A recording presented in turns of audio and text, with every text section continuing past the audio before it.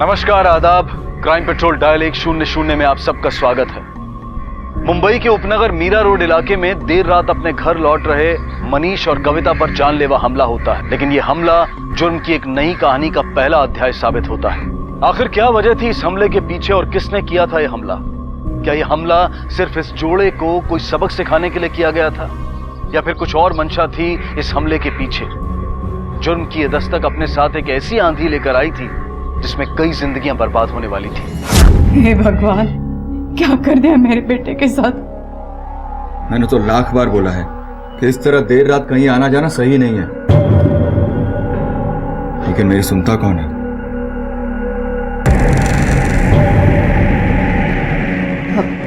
क्या अब पुलिस भी आ गई? बस यही देखना बाकी था।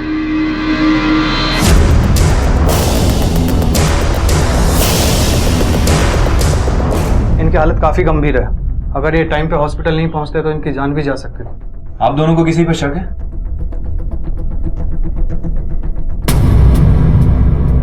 सर, हम नहीं जानते कि वो लोग कौन थे और उन्होंने हम पे हमला क्यों किया, हमें नहीं पता। मनीष, इस तरह अचानक हमले की कोई तो वजह होगी, किसी से कोई दुश्मनी? नहीं सर, हम सच में नहीं जानते। आखिर ऐसा कैसे हो सकता है कि आप दोनों ने कुछ नहीं देखा? कम से कम ये तो पता होगा ना कि कितने लोग थे। सर, हमें जो पता था वो आपको सब बता दिया है, बस हम पे विश्वास रखिए सर। तुम लोग इतनी रात में कहां से आ रहे थे? सर, दोस्त से मिलने गए थे। मनीष को हमलावरों ने इतनी बेरहमी से मारा था कि उनकी जान भी जा सकती थी, लेकिन इसके बावजूद पुलिस की पूछताछ में यह साफ दिखाई दे रहा था कि मनीष और कविता उन हमलावरों को बचाने की कोशिश कर रहे थे। आखिर ऐसी क्या वजह थी कि वो उन्हीं हमलावरों को बचाने में जुटे थे जो उनकी जान लेना चाहते थे? देवा, कितनी मार लगा माझ्या मुलांना। आज भी देखकर उनको ऐसा लगता नहीं कि वो बड़े हो गए हैं। जब भी देखो कॉलेज की हरकतें रहती है, कोई नहीं कह सकता कि उसकी शादी हो गई है। जब भी देखो मस्ती में ही रहते हैं। तो इसमें बुराई क्या है आई? दोनों एक दूसरे से प्यार करते हैं तो दिखाते हैं। अच्छा, अब तू भी कविता की तरह होने लगी है। बच्चों के बारे में क्या सोच रहा है? अरे पोता कब आएगा घर में? आई, हम अपनी खुद की जरूरतें पूरी नहीं कर पा रहे, तीसरे की देखभाल कैसे करेंगे? अब अरे आई, तू चिंता मत कर, तीसरा भी आ जाएगा।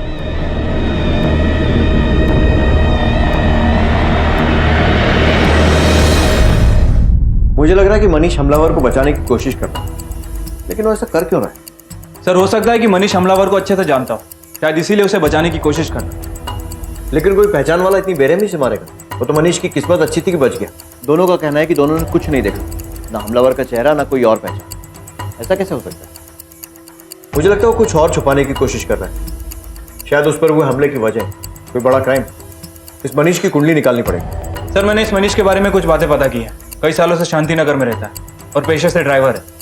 उसके साथ काम करने वाले लोग, यार, दोस्त, रिश्तेदार, सबसे पूछताछ करो। अगर इस हमले की वजह कोई क्राइम है तो इस क्राइम में और पार्टनर्स भी होंगे। Right sir. मैंने ही उनको हॉस्पिटल छोड़ा था, लेकिन उनका किससे झगड़ा हुआ, किसने उसको मारा, मुझे नहीं पता। मनीष तो लगभग हर रात को बाहर जाता है सर, वो भी अपनी बीवी के साथ। उसका एक फ्रेंड है मंगल, उसी के साथ वो रहता है। हाँ साहब, बहुत बार दोनों को गैरेज पर जाते देखा है। जहाँ वो मंगल काम करता है ना, गैरेज भी लेट नाइट जाते थे।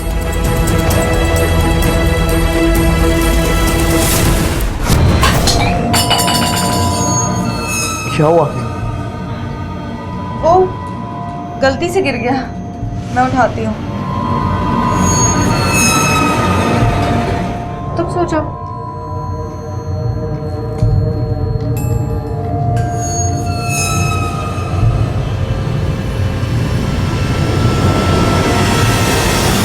सर, हमारी इन्फॉर्मेशन के हिसाब से मनीष और कविता लगभग हर रात गैरेज जाते थे। दोनों हर रात क्यों गैरेज जा रहे थे? ऐसा क्या चल रहा था उस गैरेज में? कहीं किसी गलत काम की डीलिंग तो नहीं चल रही? वैसे भी मनीष की माली हालत ठीक नहीं है, तो हो सकता है कि किसी गलत काम में इन्वॉल्व हो गया हो और मजबूरी में उसे अपनी पत्नी को भी इन्वॉल्व करना पड़ा। मुझे जल्द से जल्द दोनों की डिटेल्स चाहिए। Okay sir.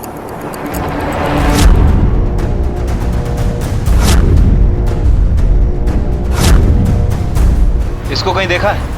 हाँ साहब, ये तो मंगल के दोस्त हैं, आते रहता है कभी कभी यहाँ। कल रात भी आया था ये? कल रात भी आए थे साहब। और ये मनीष ने बोला था कि वो अपने दोस्त के घर था, लेकिन जब पुलिस ने इन्वेस्टिगेशन की तो पता चला कि मनीष गैराज में था।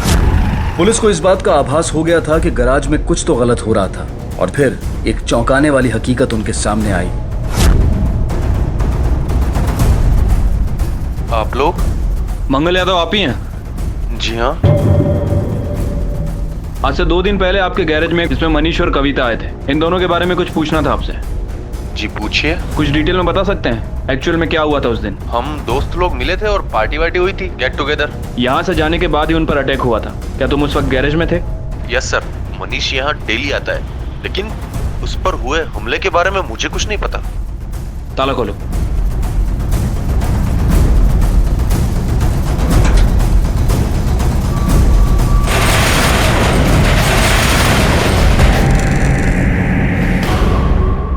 योगेश और चंदा की लाश ने इस केस का रुख ही बदल दिया। क्या मनीष ने अब तक जो पुलिस को बताया था वो सब सच था? आखिर वो कौन लोग थे जिन्होंने मनीष और कविता पर हमला किया था? क्या वाकई में मनीष उन हमलावरों को नहीं जानता था, या फिर वो जानबूझकर उन्हें बचाने की कोशिश कर रहा था? अगर वो जानबूझकर ऐसा कर रहा था तो ऐसा करने के पीछे उसकी मंशा क्या थी? क्या उन्हीं हमलावरों ने चंदा और योगेश की भी हत्या की थी? आखिर उस हमले और इस हत्या के पीछे वजह क्या थी? इस केस में अब भी ऐसे कई राज थे जिनका सामने आना बेहद जरूरी था।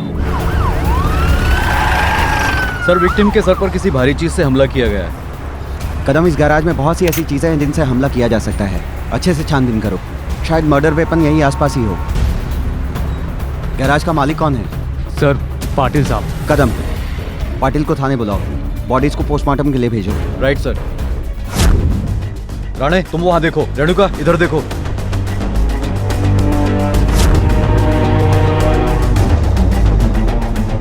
राणे, एक पाना गायब है, आसपास ही होगा।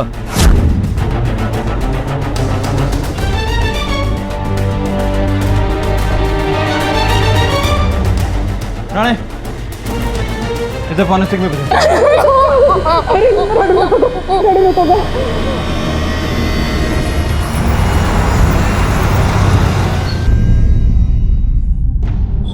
मुझे जो पता था वो आपको बता दिया सर। सर, आप बार बार पूछेंगे तो भी मैं यही बता सकता हूँ, इससे अलग कुछ नहीं। कविता, क्या तुम्हें कोई ऐसी बात पता है जो मनीष हमसे छुपा रहा हो? नहीं, वो सच कह रहे हैं। हम और कुछ नहीं जानते हैं।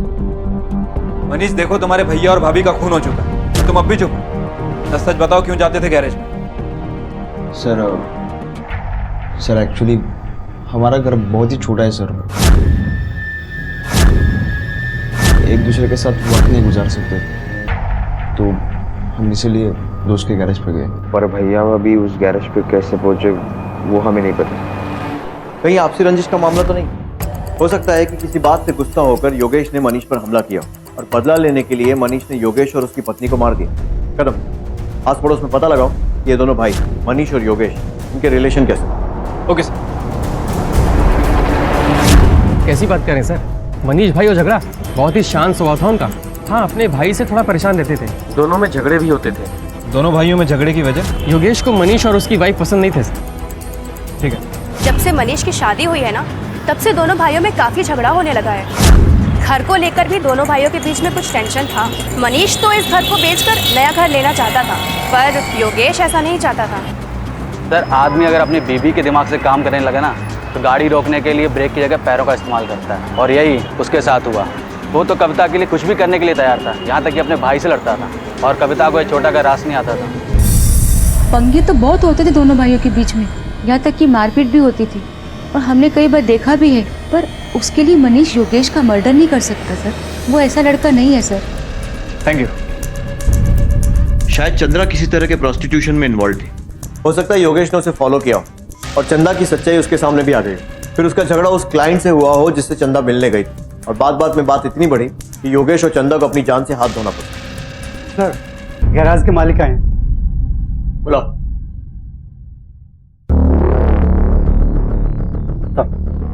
बैठिए। 2 लाशें मिली हैं आपके गैरेज से, ये और ये। पहचानते हैं इन दोनों को? नहीं साहब, पहले कभी नहीं देखा। गैराज की चाबी किसके पास रहती है? साहब, गैराज की 2 चाबियां हैं, एक मेरे पास रहती है, एक मंगल के पास रहती है। कहीं कुछ छुपा तो नहीं रहना, क्योंकि अगर आपने कुछ छुपाया और हमें पता चल गया जिंदगी भर जेल में चक्की पीसेंगे। साहब मैं क्यों आपसे कुछ छुपाऊंगा, बाल बच्चों वाला आदमी हूँ मैं, और कभी भी आपको जरूरत पड़े बुला लेना ना साहब। जा सकते। Thank you sir.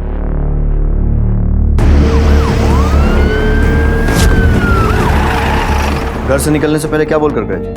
हाँ, वो कोई पिक्चर देखने जा रहे थे। बेटे जरा पानी लाओ। जी अंकल। देखिए ये सब क्यों हुआ और इसके पीछे कौन लोग शामिल हैं, ये पता लगाने के लिए हम सारे एंगल खंगाल रहे हैं। क्या आपको लगता है कि आपकी बहू किसी तरह के प्रोस्टिट्यूशन मतलब वैश्यावृत्ति में शामिल थी? काय म्हणताय साहब तुम्ही? वो मेरी बहू है, इस घर की इज्जत वो ऐसा कुछ नहीं कर सकती। भगवान ने मुंह दिया तो कुछ भी बोल के जाएंगे क्या हमें? हम शरीफ लोग हैं, मुझे कुछ बात करनी नहीं है आपसे। चले जाइए ऐसे, कुछ भी बोलते हैं हमें।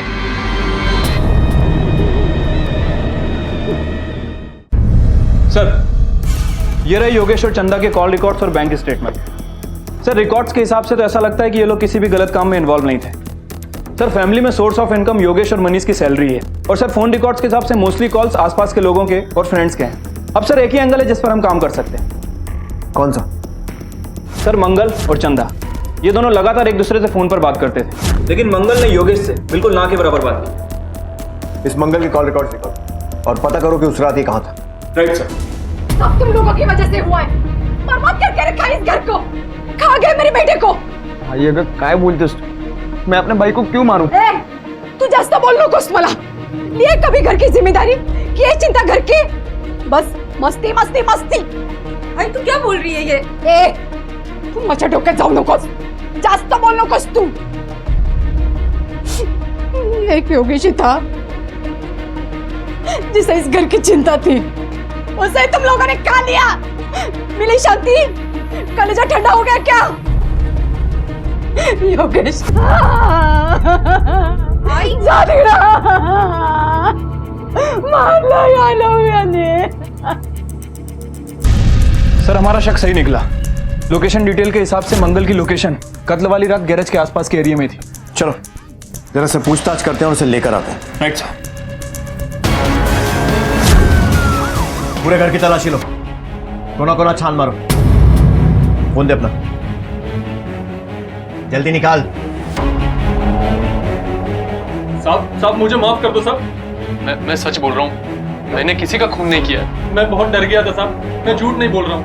क्यों, कुछ किया है तूने? नहीं साहब। हरी मिलाए। ये क्या है? सब ये वो, मैं कहीं फंस नहीं जाऊं इसलिए मैंने इन्हें छुपा दिया था साहब, लेकिन मैंने किसी का खून नहीं किया। मैं सच बोल रहा हूँ साहब। सर ये वो आप सर मारो मत। सर मारो मत। सर मारो मत। सर मुझे नहीं पता कि उस पालने पर वो खून कहां से आया। सर हम तो सब अपनी पत्नियों के साथ गैराज में एंजॉय करते थे। हमारे घर बहुत छोटे हैं, इसलिए हम गैराज में डांस और ड्रिंक करते थे। ये कैसी पार्टी थी जिसमें बीवियां घुंघरू पहनकर नाचती थी? सब कुछ तो इतना अच्छा चल रहा है, एंजॉय करना है यार, क्या है? मुझे नहीं पसंद है ये सब, बंद कर दे यार। मनीष तूने ये सब शुरू करवाया और अब कह रहा है कि बंद कर दें। ये सब इतना आसान नहीं है, समझा? धमकी दे रहा है मुझे? धमकी दे रहा है? पाटिल का नंबर है मेरे पास। पाटिल को पता चलेगा ना ये सब कर रहा है, तू नचवा रहा है सब, तो तुझे मुजरा करना पड़ेगा। मैं बताऊंगा सब पाटिल को। तू पाटिल को फोन करेगा? तू जानता नहीं मेरा नाम क्या है? मंगल नाम है मेरा, मंगल। और जो मेरे रास्ते में आता है ना, उसका अमंगल शुरू हो जाता है, समझा? और तू पाटिल को अगर फोन करेगा ना, वो जो तेरी बीवी है ना कविता, जो अभी यहाँ मुजरा कर रही थी, उसे मैं कोठे पे मुजरा करवाऊंगा। मनीष चलो चलो।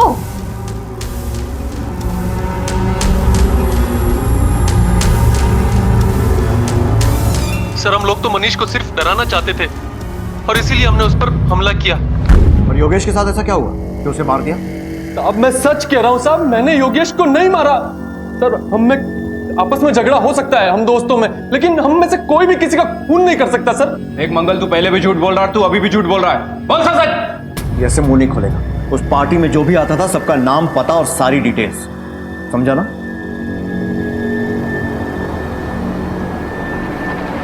चलो इन सब के घर पे अच्छे से तलाशी लो, सबसे पूछताछ करो।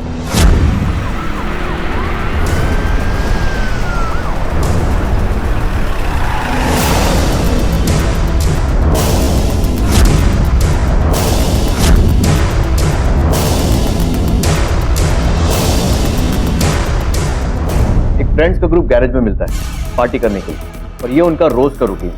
लेकिन योगेश और चंदा उस रात गैरेज में क्या कर रहे थे? क्या वो भी उस ग्रुप का हिस्सा है? और या फिर अगर उनकी अलग से पार्टी चल रही थी तो और कौन कौन इस पार्टी में शामिल थे?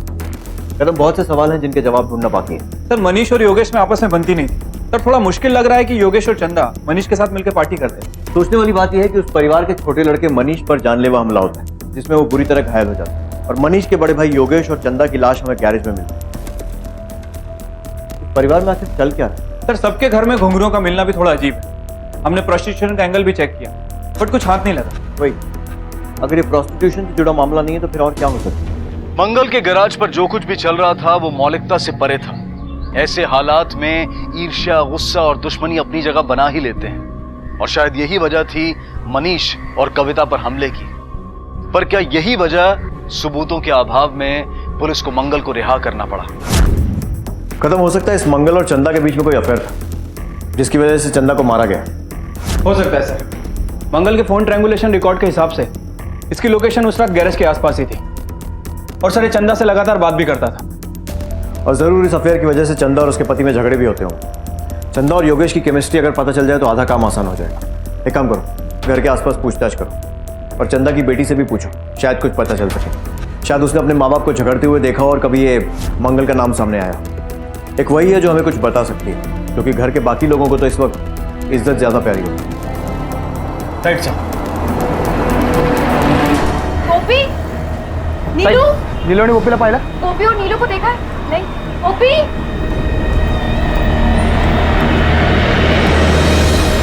हमें चंदा की बेटी गोपी से कुछ बात करनी है। सर हम अभी के पास आने वाले थे। क्यों?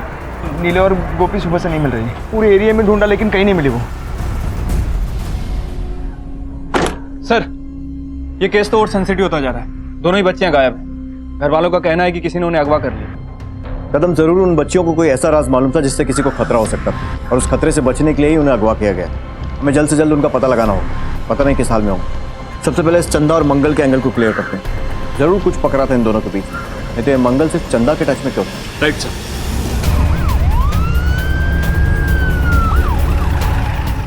क्या चल रहा था तेरे और चंदा के बीच में? कुछ नहीं सर। अगर कुछ नहीं चल रहा था तो इतनी देर देर तक उससे फोन लगाकर कस्टमर केयर खेल रहा था। सर मंगल और चंदा ये दोनों लगातार एक दूसरे से फोन पर बात करते थे। हाँ, हेल्पलाइन खोल के रखी है तूने? योगेश को तो कभी फोन नहीं किया तूने इतना? देख मंगल, सब सच सच बता दे, हमें पता है। बोल। सर ऐसा कुछ नहीं था सर। सर ऐसा नहीं बोलेगा, इसे पुलिस स्टेशन ले जाकर स्पेशल ट्रीटमेंट देना होगा। लेके चलो। सर सर वो मैं बताता हूँ सर वो हेमा और मनीष का चक्कर चल रहा था।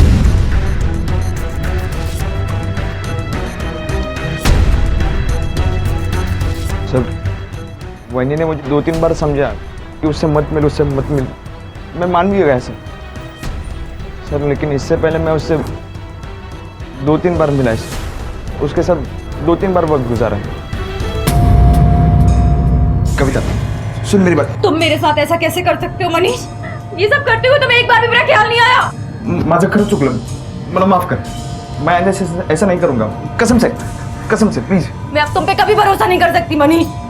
मुझे मालूम है मेरी बहुत बड़ी गलती होगी, लेकिन आइंदा से फिर से नहीं होगा, प्लीज।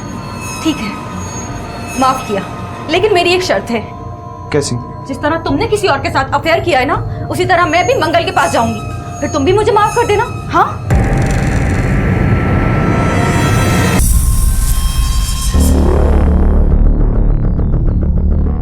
बेटा क्या हुआ था? डरो मत, साफ साफ बताओ। अंकल आंटी के बाद जब मम्मी पापा पे हमला हुआ तो हम बहुत बुरी तरह से डर गए थे। हमें लगा कि हमें भी मार देंगे, इसके लिए हम भाग गए। बेटा आपको किससे डर था? मुझे नहीं पता अंकल, बस हमें डर था। और रास्ते पर क्या हुआ था? वो ड्राइवर अंकल हमें काम करवाते थे और काम के बाद हमें खाना देते थे। खाना खाने के बाद हमें चक्कर आने लगता था। और उसके बाद फिर? चक्कर आने के बाद पता ही नहीं चलता था कि क्या हो रहा है, और फिर हम बेहोश हो जाते थे।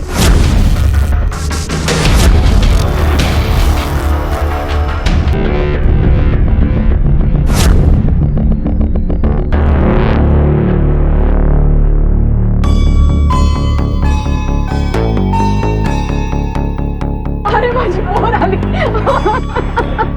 कुठे आले का तू? कशी आहे, कैसी है रे तू? इन दोनों का ध्यान रखिए, दोनों बहुत डरे हुए हैं। पहले माँ बाप की हत्या हुई, फिर ये सब।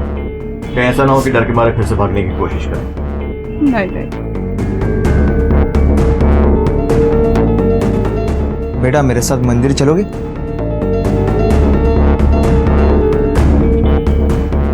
हाँ आई।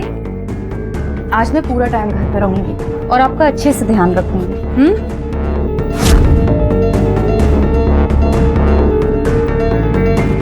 दोनों बच्चों से मिली जानकारी के आधार पर पुलिस ने ड्राइवर का स्केच बनवाया और खबरियों के नेटवर्क के जरिए वो ड्राइवर पकड़ा गया।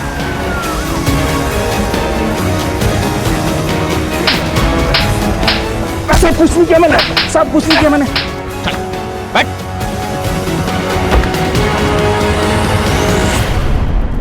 सर, वो ट्रक ड्राइवर पकड़ा गया जिसने दोनों बच्चियों का रेप किया था। कदम, मुझे अभी भी एक बात समझ में नहीं आ रही, ये बच्चियां किस बात से इतना डर गई थी कि अपने ही घर से भाग गई? अंकल आंटी के बाद जब मम्मी पापा पे हमला हुआ तो हम बहुत बुरी तरह से डर गए थे। हमें लगा कि हमें भी मार देंगे, इसके लिए हम भाग गए। सर, ऐसा हो सकता है कि इन दोनों बच्चियों ने योगेश और चंदा का मर्डर होते देख लिया और कातिल को बहुत अच्छी तरह से जानती हो। शायद उसी के डर से घर छोड़ के भाग गई हो। पॉसिबल है। तुम्हारे लिए मैंने कुछ लाया है, बताओ क्या लाया? जलेबी। लो। चलो अब घर चलते हैं। आखिर क्या रहस्य था कविता, योगेश और चंदा की मौत का? एक ही घर के कई सदस्य मौत के घाट उतर चुके थे। पुलिस की शक की सुई इस कहानी के हर किरदार की तरफ घूम रही थी।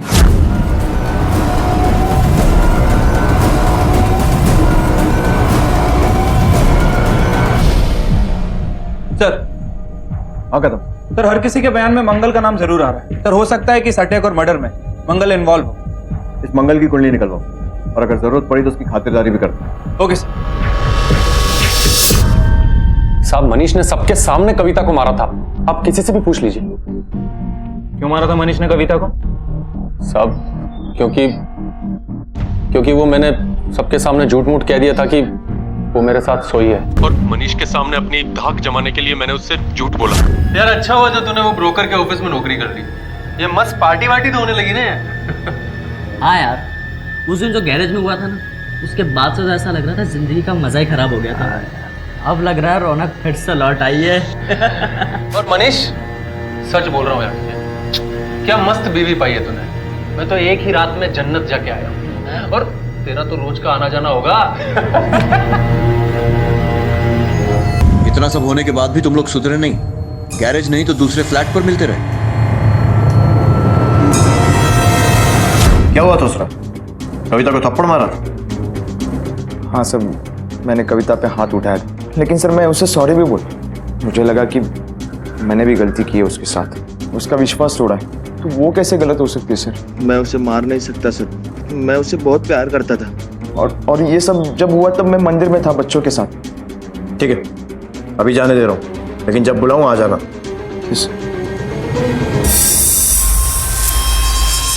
उस दिन जब मनीष अंकल तुम्हें मंदिर लेकर गए थे तो पूरे टाइम तुम्हारे साथ थे या फिर कहीं बाहर गए थे बीच में? उस दिन तो मनीष काका हमें बाजू वाली आंटी के साथ मंदिर में छोड़कर हमारे लिए जलेबी लेने गए थे। काकी, थोड़ा ध्यान रखना, मैं आता हूँ। पर वो 15-20 मिनट में वापस आ गए थे। सर, मनीष का घर और मंदिर दोनों आसपास ही हैं। और सर, मंदिर से मिठाई की दुकान तकरीबन 5 से 10 मिनट के रास्ते पर है। और सर, बच्चियों के मुताबिक मनीष 15 मिनट में वापस आ गया। सर, कहीं ऐसा तो नहीं कि बच्चियों का टाइम कैलकुलेशन गलत हो? वो 15 मिनट नहीं बल्कि 30 से 40 मिनट बाद वापस आए। और सर, इतना टाइम किसी को मारने के लिए काफी होता है। सर, हो सकता है कि मनीष ने ही कविता का खून किया। उस मनीष का पूरा घर छान मारो, उठाओ उसे। Right sir.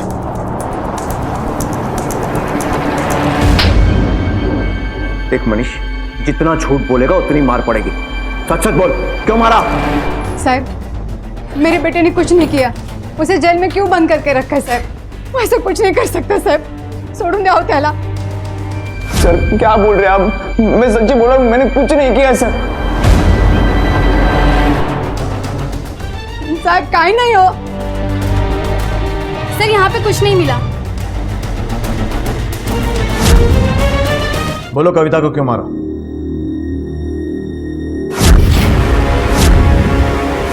ऐको सांगते सांगते सांगते, जब से वो कल हुई इस घर में आई तब से इस घर की शांति भंग हो गई। इस घर को हमेशा वो छोटा ही समझते थे, हमसे अलग होना चाहते थे। उसने मनीष को अपनी तरह बनाना चाहा। वो चाहते थे कि मनीष उसके सब सुने और वो जैसा चाहे वैसा वो करे, पर वो अपने चाल में कामयाब नहीं हुई तो उसने बाहर चक्कर चलाना शुरू कर दिया। मनीष की जिंदगी और हमारे घर का सुकून बर्बाद करके रखा था। दूध का धुला तुम्हारा मनीष भी नहीं है, उसका भी बाहर चक्कर चल रहा था ना। पर वो मर्द है, मर्द कुछ भी करे तो चलता है, औरत कभी मर्दों के बराबरी नहीं कर सकती। और मैंने चाहती थी कि गोपी और नीलू इस कलमुई की तरह बने।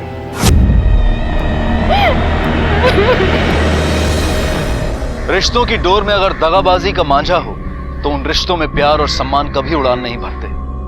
अपने रिश्ते में मनीष और कविता दोनों गलत राह पर थे। ये जरूरी नहीं है कि अगर हमारा कोई करीबी गलत राह पर हो तो हम भी उसके पीछे पीछे उसी राह पर अपनी मंजिल ढूंढने निकल पड़े। याद रखें, गलत राह हमें सिर्फ गलत मंजिल तक पहुंचा सकती है। इस केस में इस सवाल का जवाब मिलना अब भी बाकी था कि चंदा और योगेश को किसने और क्यों मारा। सर ये देखिए, ये वीडियो इंटरनेट पे बहुत वायरल हो रहा है। इस वीडियो का सोर्स पता करो, आईटी सेल के साथ वीडियो शेयर करो, पता करो किसने बनाया है और किसने इसे रिलीज किया। Right sir.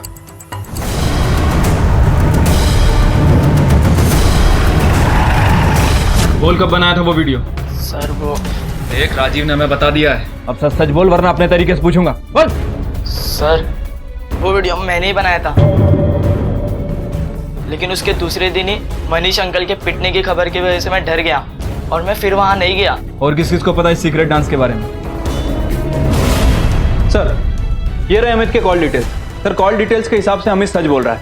सर जिस दिन मनीष पर हमला हुआ उसके एक दिन पहले अमित की लोकेशन गैरेज की थी, और सर उसके बाद वो गैरेज के आसपास भी नहीं गए। कदम गैरेज के आसपास की दुकानों और वहां रहने वाले लोगों से पूछताछ करो। Right sir. और सर एक और इम्पोर्टेंट इन्फॉर्मेशन मिली।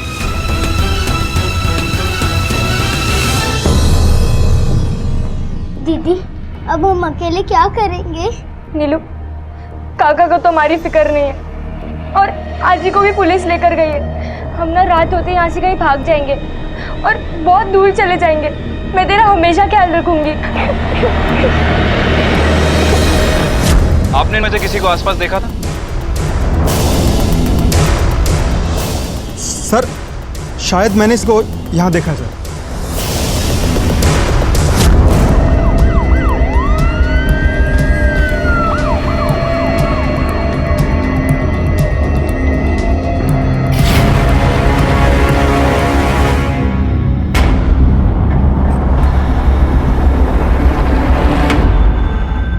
हाँ सर, मैं नहीं मारा अपने आई बाबा को। लेकिन क्यों? अपने ही आई बाबा को क्यों मारा? हम जीना चाहते हैं सर। मेरी बहन मुझसे काफी छोटी है और मैं पूरी जिंदगी उसको कोई तकलीफ में नहीं देखना चाहती हूँ। दीदी, हम हॉल में नहीं सो सकते हैं क्या? इधर बहुत गर्मी हो रही है।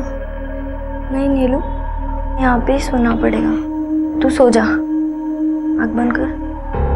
उस छोटे से घर में हम लोगों का रहना बहुत मुश्किल हो रहा था। ऊपर से आजी को पोता चाहिए था और फिर एक दिन मैंने आई बाबा की बात सुनी। मुझे अपने किए पे कोई पछतावा नहीं है सर। मैंने जो किया मेरे और मेरी बहन के लिए किया है सर। गोपी, तुम्हें अभी सही और गलत की समझ नहीं है। लेकिन इस जुर्म के बाद तुम्हें सोचने का बहुत मौका मिलेगा, और जब तुम थोड़ा बड़ी हो जाओगी तो समझ जाओगी कि किसी भी समस्या का हल जुर्म कभी नहीं होता है। गोपी को 3 सालों के लिए बाल सुधार गृह में रखा गया है, लेकिन सोचने वाली बात यह है कि जो कुछ भी गोपी ने किया उसके लिए वो कितना जिम्मेदार है। क्या ये हमारा फर्ज नहीं बनता कि हम अपने रिश्तों को जिम्मेदारी और ईमानदारी से निभाएं? क्या हमारी जिंदगी में रिश्तों में संवेदनशीलता इतनी कम हो चुकी है? नई सोच के नाम पर हम किसी बुरी चीज को अच्छे और एडवांस सोच का लेबल नहीं लगा सकते। हम सबको इस बात का ख्याल रखना होगा कि जो कुछ भी आज हम बोएंगे कल वही हमें काटना होगा। नमस्कार, आदाब। क्राइम पेट्रोल डायल 100 में आप सबका स्वागत है। आप सबको अपना बचपन तो अच्छी तरह से याद होगा। बचपन का वो भोलापन, वो मासूमियत, वो सच्चाई, वो शरारतें। बचपन सच में जादू से भरा होता है। याद है कैसे छोटी छोटी खुशियां कितनी बड़ी लगती थी, और बचपन की शरारतें, उन्हें हम कैसे भूल सकते हैं। डांट भी पड़ती थी और पिटाई भी होती थी, लेकिन इस सब के बावजूद आज भी हम सबका मन बचपन को फिर से जीने का करता है ना? सच में जो जिंदगी हमने बचपन में जी ली वो फिर से लौटकर कभी नहीं आ सकती। लेकिन बचपन चाहे जितना भी खूबसूरत क्यों ना हो, अक्सर अपराध से अछूता नहीं रहता। हमारी आज की कहानी भी ऐसे ही बच्चों की है जिनकी शैतानियां इतनी बढ़ गई थी कि किसी की जान पर बन आई। बचपन की अटकेलियों ने कब दर्दनाक जुर्म का मोड़ ले लिया खुद उन्हें भी पता नहीं चला। मुझे पता था एथलेटिक ट्रेनिंग सेंटर में तू अव्वल आएगी। अरे क्या कर रही है, हटना। एथलेटिक सेंटर ने तुझे सेलेक्ट किया है। चलो अब मैं चलती हूँ। मैं चंदा दीदी को खीर देने के लिए जा रही हूँ। तू और तेरी चंदा दीदी, वो तुझे बार बार सुनाती है तो फिर भी उसके पीछे पीछे पीछे पीछे जाती रहती है। मुझे तो नफरत है उसके शैतान बच्चों से भी। वो लोग भी तुझसे नफरत ही करते हैं, और अब ये पीना बंद कर। जाना जा, जा।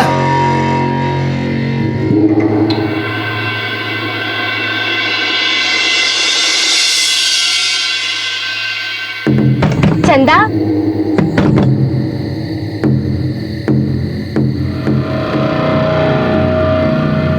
चंदा कहाँ गई है?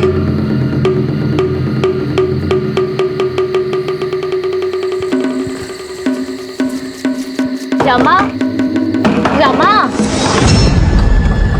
क्या है? ये कोई वक्त है घर आने का? ओ, चंदा दीदी को देखा है क्या? मुझे क्या पता तेरी चंदा दीदी कहाँ है? मैंने कोई ठेका लेके रखा है क्या? चल जा यहाँ से। वो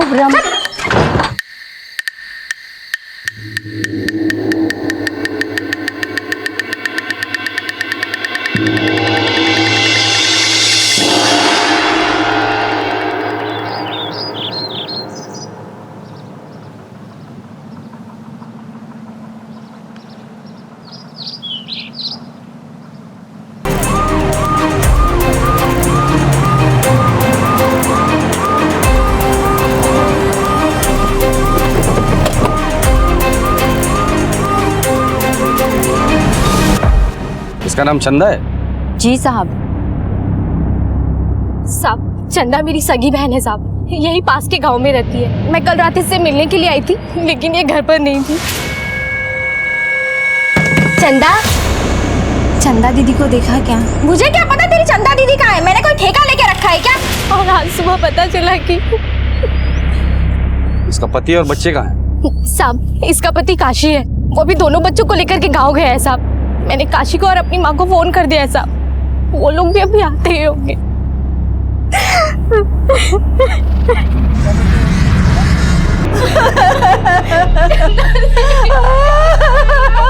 मेरी बेटी ने किसी का क्या बिगाड़ा था? अब इसके बच्चों को कौन पालेगा इंस्पेक्टर साहब?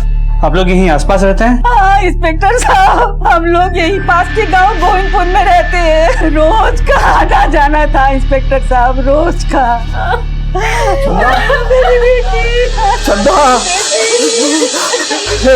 चंदा, क्या हो गया चंदा?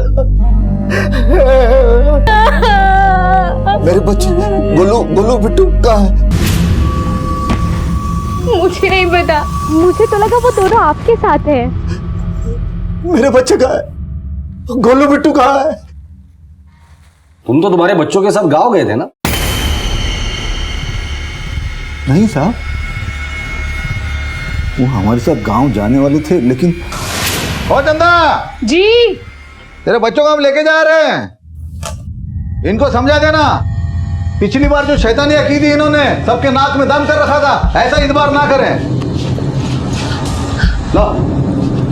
मेरे बच्चे इतने भी शैतान नहीं है। हाँ ले जाइए। पता है। गोलू अब देख मेरा निशाना।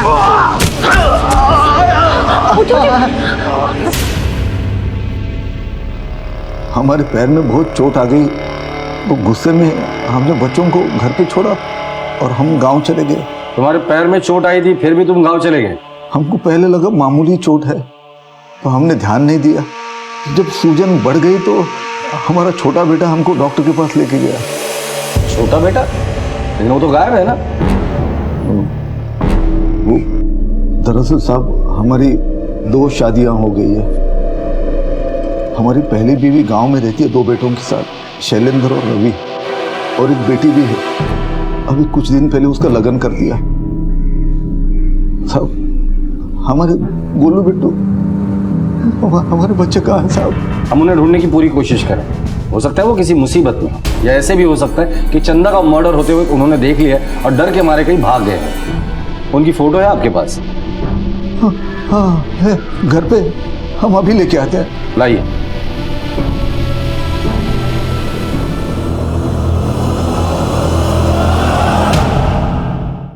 छोटा बेटा? लेकिन वो तो गायब है ना। वो दरअसल साहब हमारी 2 शादियां हो गई है। हमारी पहली बीवी गांव में रहती है 2 बेटों के साथ, शैलेंद्र और रवि, और एक बेटी भी है। अभी कुछ दिन पहले उसका लगन कर दिया। साहब हमारे गोलू बिट्टू, हमारे बच्चे कहाँ हैं साहब? हम उन्हें ढूंढने की पूरी कोशिश करें। हो सकता है वो किसी मुसीबत में हो, या ऐसे भी हो सकता है कि चंदा का मर्डर होते हुए उन्होंने देख लिया और डर के मारे कहीं भाग गए। उनकी फोटो है आपके पास? हाँ है घर पे, हम अभी लेके आते हैं। लाइए। जब एक माँ की जान जाती है तो उसके साथ उसके बच्चों की जिंदगी भी खराब हो जाती है, क्योंकि जो प्यार एक माँ अपने बच्चों को दे सकती है वो शायद ही कोई और दे सकता है। चंदा मर चुकी थी और अपनी मौत के पीछे वो कई सवाल छोड़ गई थी, और सबसे बड़ा सवाल यह था कि उसके 2 बच्चों का क्या हुआ। फोटोज को सारे पुलिस स्टेशन में सर्कुलेट करो। सर। तुम्हें किसी पे शक, किसी के साथ झगड़ा या मन मुटाव हुआ था? नहीं साहब, हम 2 भी लोग हैं, दिन भर अपने काम में लगे रहते हैं। किसी के साथ झगड़ा करने के लिए हमारे पास तो समय ही नहीं है। चंदा हमारे काम में हमारा हाथ बटाती थी, हमारा किसी से कोई झगड़ा नहीं था, कोई दुश्मनी नहीं थी साहब। लेकिन कुछ दिन पहले हमारा एक आदमी से मनमुटाव हो गया था। कौन है वो? विमल भाई। ये झगड़ा किस बात पे हुआ था? हम आपको बताए थे ना, हमारी पहली शादी से जो हमारी बेटी है उसका लगन था। हमारा हाथ बिल्कुल खाली था, पैसे नहीं थे, तो हमने विमल भाई से कुछ पैसे उधार लिए थे। टाइम पे उसको वापस नहीं कर सके तो रोज आके हमको धमकाता था। बता, कर देगा पैसे? कर देगा? कितना टाइम लगेगा? भैया हम दे देंगे आपके पैसे, हम जल्दी ही दे देंगे। देख समझा दे इसे। पता नहीं साहब, लेकिन हम गांव गए थे, जानकर वो फिर से आया हो, चंदा के साथ कहा सुनी हो गई हो और उसने चंदा को जान से मार दिया हो। ठीक है, ये सारे पेपर्स कोर्ट में जमा कर देना। सर, हमारे कांस्टेबल्स उन बच्चों को गांव के आसपास और धोबी घाट के आसपास सभी जगहों पे ढूंढ रहे हैं। कुछ पता चले तो मुझे इन्फॉर्म कर देना। और ये विमल उठाकर लेकर आना उससे। सर। चंदा को क्यों मारा? कौन चंदा? कौन चंदा? काशी की बीवी चंदा, क्यों मारा उसे? भला मैं उसे क्यों मारूंगा? कल कहाँ था तू? साहब मैं सूद पे पैसे चढ़ाने का काम करता हूँ। शाम को पैसे आए, वो लिए और सीधा ठेके पे चला गया। पूरी रात वहीं पर था साहब। झूठ बोल रहा है तू। चंदा को मारने के बाद तो ठेके पर गया था ना?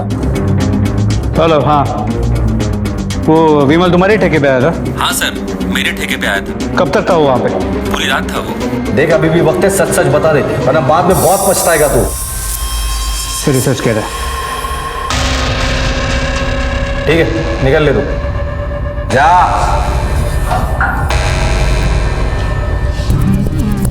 बच्चों को कुछ पता चला? नहीं सर, अभी तक कुछ नहीं। सारे पुलिस स्टेशन में बच्चों के फोटो सर्कुलेट कर दो और इस विमल पे नजर रखना। सर।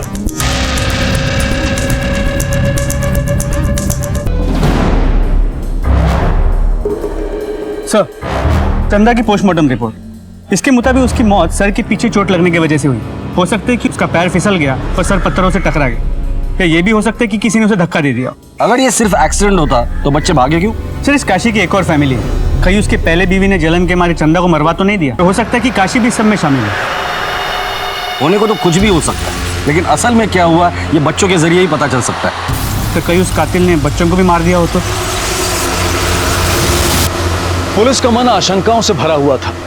पुलिस के पास इस केस में सोचने के लिए तो बहुत कुछ था, लेकिन इस केस को समझने के लिए उन्हें चंदा के 2 बच्चों की जरूरत थी, क्योंकि बिट्टू और गोलू ही सिर्फ ये बता सकते थे कि आखिर चंदा के साथ क्या हुआ था। तुम लोग दोनों आगे चेक करो। सुनिए जी। आप चंदा को जानती हैं? जी। अब आखिरी बार कब मिली थी चंदा से? साहब, हमारी तो बिल्कुल बातचीत ही नहीं होती थी चंदा से। अब क्या बताऊँ साहब, उस चंदा का तो सबके साथ कट चल रहता था और उसके बच्चे ने तो हमारा जीना हराम कर दिया था। वैसे ज्यादा बात नहीं होती थी उसकी किसी से। आप तो चंदा के घर के सामने रहे थी, तो उस दिन आपने चंदा और उसके बच्चों को तो देखा ही होगा। हाँ साहब, उस दिन बिट्टू और गोलू मेरे घर आए थे जिस दिन उनकी माँ मरी थी। क्या कर रही है? दिखाई नहीं देता क्या पोछा लगा रही हो? चाची माँ मर गई। माँ मर गई? अब तुम दोनों भी जाके कहीं मर जाओ। निकलो यहाँ से, निकलो यहाँ से। मेरी पूरी मेहनत पे पानी फेर दिया। बच्चों ने बताया कि उनकी माँ मर गई और आपने उन्हें भगा दिया। तो साहब मैं और क्या करती? वो हमेशा मुझे परेशान करते थे। चाची, गोलू ने हाथ की नस काट ली, आप आइए ना। हे भगवान, ये क्या कह रहा है छोरा?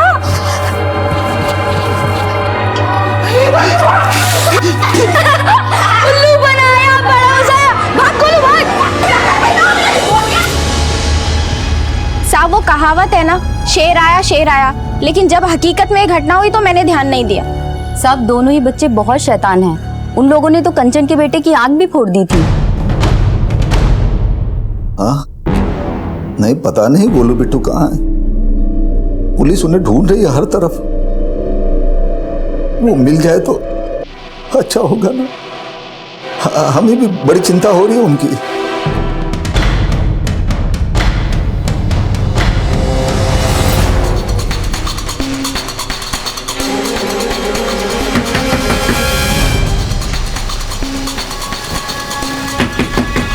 साहब घर पे कोई नहीं है, कंचन गांव गई है। मोहल्ले वालों के हिसाब से बच्चे बहुत ही बदमाश थे, तो हो सकता है कि बच्चों की बदमाशी की वजह से उनकी माँ की जान चली गई। बच्चे ये बात बताने के लिए रमा के पास गए, लेकिन रमा को लगा कि बच्चे हमेशा की तरह झूठ बोल रहे हैं और उसने बच्चे को भगा दिया। लेकिन अनुराग, एक बात समझ में नहीं आ रही, उनकी मौसी मीनू वो तो पड़ोस में ही रहती थी, तो बच्चे मीनू के पास न जाते हुए रमा के पास क्यों गए? सर मैंने पता किया, बच्चे मीनू के पति गोपाल से बहुत डरते थे, शायद इसी वजह से। हो सकता है। इस मीनू को दोबारा पुलिस स्टेशन बुला। सर, क्या चंदा उन दोनों की शरारत का शिकार हुई थी? क्या उसे अपने ही बच्चों के हाथों मौत मिली थी? साहब बच्चे बहुत शैतान हैं और गोपाल से बहुत डरते भी हैं। काशी की पहली बीवी और बच्चों का चंदा के साथ कैसे रिश्ता था? उसकी माँ ने तो चंदा ने उसके पति को उससे छीना था, इसलिए वो बार बार उससे लड़ने के लिए घर पर भी आती थी। साहब अरे ओ छोटी, कहाँ छुप गई तू? हाँ, बाहर तो निकल। छोटी गई की? अरे चोरी करने को कुछ नहीं मिला, मेरा पति ही चोरी करके लेके गई। बाहर निकल। अरे तुझे क्या लगता है रे, मेरे पति ने उसका पाप तेरे पेट में छोड़ दिया तो तू हड़प लेगी मेरे पति को? ओ खबरदार, तुझे जो बात करनी है जाकर अपने आदमी से कर। अगर मेरी बहन के ऊपर आंख उठा के भी देखा ना तो तेरी खैर नहीं। मेरे आदमी का नाम मत ले, समझी? और आँख की क्या बात कर रही है? तेरी बहन ने तो नजर लगाई है मेरे घर को, इसकी तो आंखें निकाल के खोटियां तमाशा करे। चल घर जा, चल। अरे वाह, बड़ी तकलीफ हो रही है तुझे? हाँ?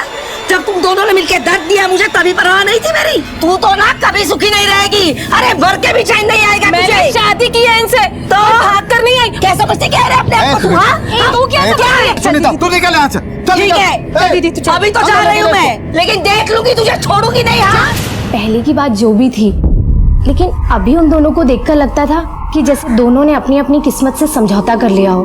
और साहब काशी भी गोलू बिट्टू को लेकर के गांव जाता था, पर साहब इंसान का मन है, कब बदल जाए कुछ कह नहीं सकते।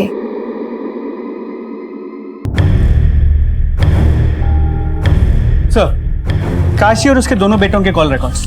सर, इनके मोबाइल की लोकेशन के मुताबिक जब चंदा की मौत हुई तब काशी और छोटा बेटा रवि गांव में था और बड़ा बेटा शैलेंद्र शहर में था। शैलेंद्र यहाँ क्या कर रहा था? एक काम करो, शैलेंद्र और उसके बाप काशी दोनों को बुला कर लेकर आओ। सर।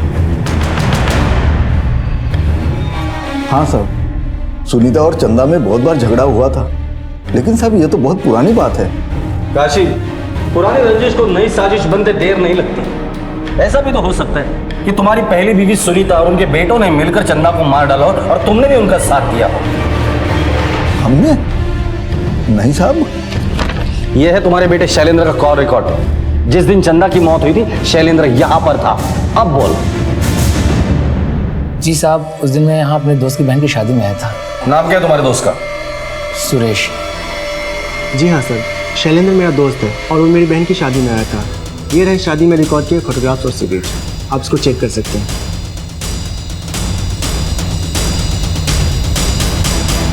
ठीक है, फिलहाल तो तुम जा सकते हो, लेकिन जरूरत पड़ेगी तो दोबारा बुला लूंगा। लेकिन तेरा पूरा कच्चा चिट्ठा खोलेंगे। अगर पता चला इस कांड में तेरा हाथ है तो फिर तेरी बारात निकालेंगे। हम जानते हैं साहब, हमारे घर वालों के लिए आपको कौन भड़का रहा है? मीनू ने कहा होगा ना। इंसान का मन है, कब बदल जाए कुछ कह नहीं सकते। तो मीनू की हिम्मत कैसे हुई हमारे ऊपर उंगली उठाने की? ये मीनू जब देखो पैसा ऐंठने के लिए चंदा से चिपकी रहती थी। जिस दिन चंदा की मौत हुई उस सुबह ये मीनू आई थी चंदा से लड़ाई करने के लिए। तेरे पास सब कुछ है ना दीदी, इसलिए ना तुझे बहुत चर्बी चढ़ी हुई है। तू अपने नसीब का रोना मेरे मत्थे क्यों मर रही है? और तूने उनकी लड़ाई में कुछ नहीं कहा। साहब, ये तो उन दोनों का हमेशा का तमाशा था। लड़ती झगड़ती थी, फिर पक्की सहेलियां बन जाती थी कुछ देर में।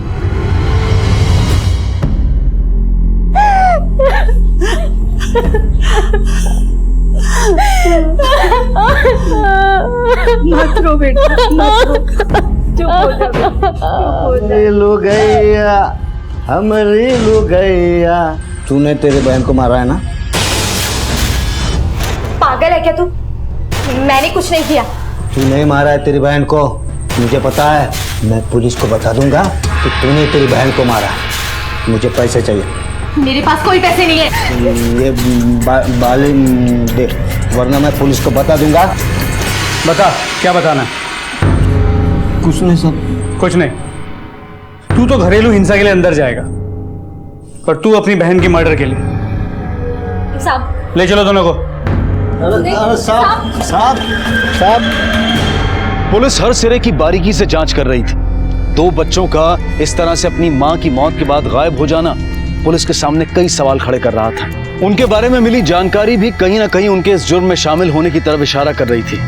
पुलिस इस केस को हल करने के लिए पूरी मेहनत से लगी हुई थी।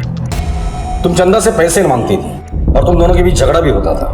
हाँ साहब, हम लोग जितना लड़ते थे उतना ही हम दोनों में प्यार भी था। हम एक दूसरे के लिए जान भी दे सकते थे। मेरी बहन थी और बहनों का रिश्ता तो ऐसा ही होता है ना साहब। जिस दिन चंदा का मर्डर हुआ था उस दिन भी तुम दोनों के बीच झगड़ा हुआ था ना? जी साहब। चंदा, तूने मुझे बुलाया क्या? मीनू, मुझे मेरे पैसे वापस चाहिए। मुझे अभी बहुत जरूरत है, इसलिए पैसे दे दो। कहा ना मेरे पास अभी पैसे नहीं है, जब होंगे दे दूंगी। मैं कौन सी कहीं भागी जा रही हूँ? झूठ मत बोल, मैं तेरी बड़ी बहन हूँ। मुझे पता है तुम मुझसे झूठ बोल रही है। मुझे पैसे वापस चाहिए बस। बस साहब, इसी बात के लिए हमारी लड़ाई हुई थी। मेरा पति गोपाल मुझसे सारे पैसे छीनकर दारू में उड़ा देता था और मुझे बार बार पैसे लेने के लिए चंदा दीदी के घर भेजता था। और जब नहीं जाती थी तो मुझे मारता पीटता था। और उस दिन तो सच में मेरे पास पैसे नहीं थे, लेकिन चंदा दीदी मेरी बात पर यकीन करने को तैयार ही नहीं थी। तेरे पास सब कुछ है ना दीदी, इसलिए तेरे पर बहुत चर्बी चढ़ी हुई है। तू अपना नसीब मेरे मत्थे क्यों मर रही है? ठीक है दीदी, आज के बाद मरते मर जाऊंगी, लेकिन तेरी दहलीज पे अपना रोना रोने कभी नहीं आऊंगी। देख लेना तू। मीनू, मीनू, आजकल बहुत तंगी चल रही है, बहुत परेशान हूँ, इसलिए मुंह से निकल गया होगा। रहने दे तू, मुझे तुझसे कोई बात नहीं करनी है। मीनू, लेकिन मुझे तुझसे बात करनी है। मैं तेरी बड़ी बहन हूँ ना, थोड़ा परेशान चल रही हूँ, इसलिए मुंह से निकल गया। दी, मैं अपनी तरफ से पूरी कोशिश करूंगी।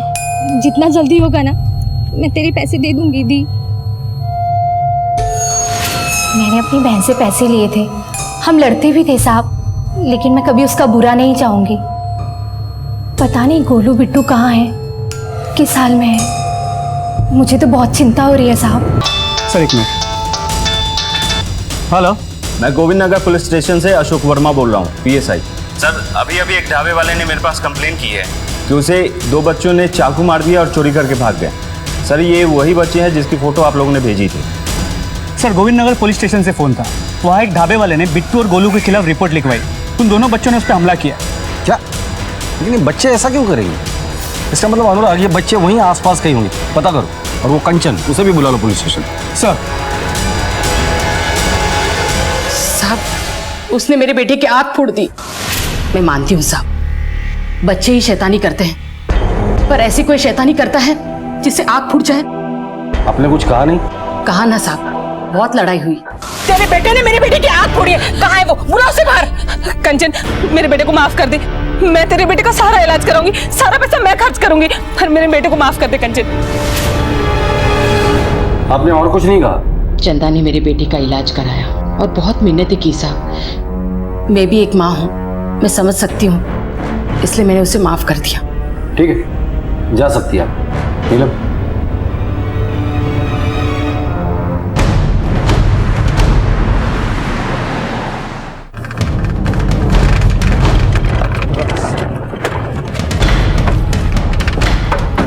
तुम दोनों फोटो लेके आसपास पूछताछ करो। सर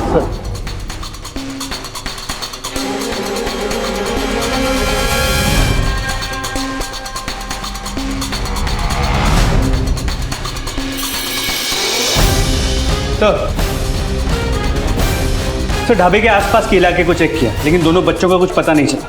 फिर भी ढूंढते रहूंगा। कॉल रिकॉर्ड के हिसाब से काशी अपने गांव गया था। हम गांव चले गए, लेकिन उसका गांव यहाँ से सिर्फ 1 घंटे की दूरी पर है। वो अपने गांव से यहाँ आकर चंदा को मार के वापस भी जा सकता है। ऐसा भी तो हो सकता है कि सुनीता और उसके बेटे ने मिलकर चंदा को मारा हो। और ये बात काशी को भी पता है, लेकिन उनके गुनाहों पर पर्दा डालने के सिवा उसके पास कोई चारा भी तो नहीं है। सर मीनू और उसका शराबी पति गोपाल, वो भी तो हो सकते हैं। हो सकता है मीनू और चंदा के बीच हमेशा की तरह झगड़ा हो गया और मीनू ने चंदा को धक्का दे दिया। ऐसा भी हो सकता है। मुझे तो लगता है कि सारे लोग इस गुनाह में शामिल है, सब पे नजर रखना। लेकिन सबसे पहले हमें उन बच्चों को ढूंढना है और पता लगा उसकी पहली बीवी और बच्चे कहाँ थे उस वक्त। सर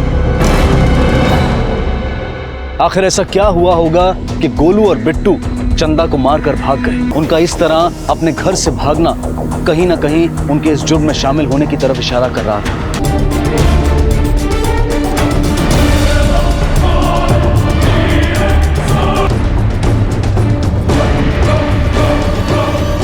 देखा?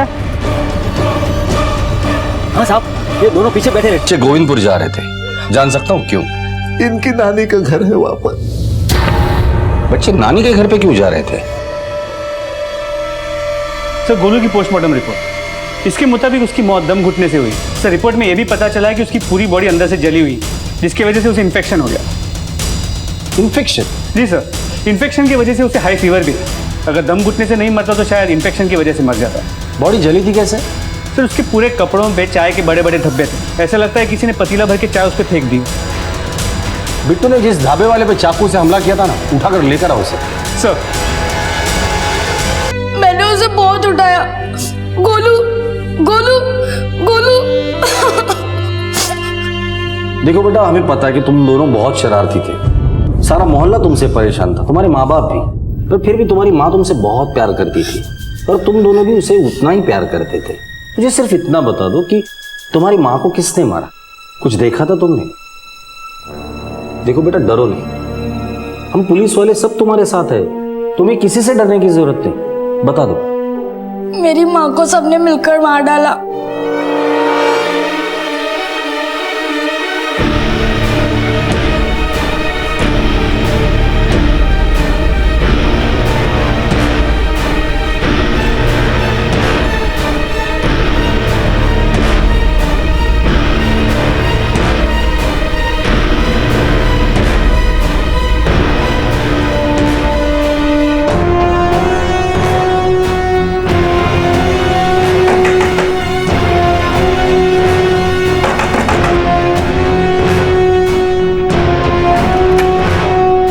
चलो इन्हें। हमने कहा किया साहब। अरे मैंने कुछ नहीं किया मैडम। साहब मेरी बात तो सुना आप। उस रोज शाम में माँ सूखे कपड़े उतारने गई। मुझे उसे मारना नहीं था साहब, मैं बस उन लोगों को गांव से बाहर निकालना चाहती थी। तुम्हारे नफरत और गुस्से ने सिर्फ चंदा की जान नहीं ली, बल्कि गोलू को भी मार डाला है। शर्म आनी चाहिए तुम्हें।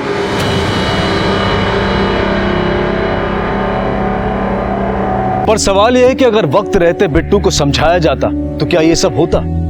कई बार दिल के हाथों मजबूर होकर हम गलत रास्तों पर कदम रख देते हैं, बिना ये सोचे कि गलत रास्ते पर बढ़ाए गए कदम कभी सही मंजिल पर नहीं पहुंचते। चंदा ने एक शादीशुदा इंसान से शादी की जिसके सर पर अपनी बाकी जिम्मेदारियां थी, और शायद इसी वजह से वो अपने बच्चों पर उतना ध्यान नहीं दे पाया। बच्चों को उचित प्यार देना बहुत जरूरी है, लेकिन उस प्यार के साथ साथ उन्हें सही राह दिखाना भी बहुत जरूरी है। इसी विचार के साथ अब मैं अनूप सोनी आपसे विदा लेता हूं। फिर मुलाकात होगी अगले एपिसोड में एक और चौंका देने वाले केस के साथ। तब तक अपना और अपने परिवार का ख्याल रखें और देखते रहें क्राइम पेट्रोल डायल 100। सबक एक को सीख हम सबको। जय हिंद। क्राइम पेट्रोल के और भी दिलचस्प कहानी देखने के लिए हमारे चैनल को सब्सक्राइब करें और बेल आइकॉन दबाना न भूलें।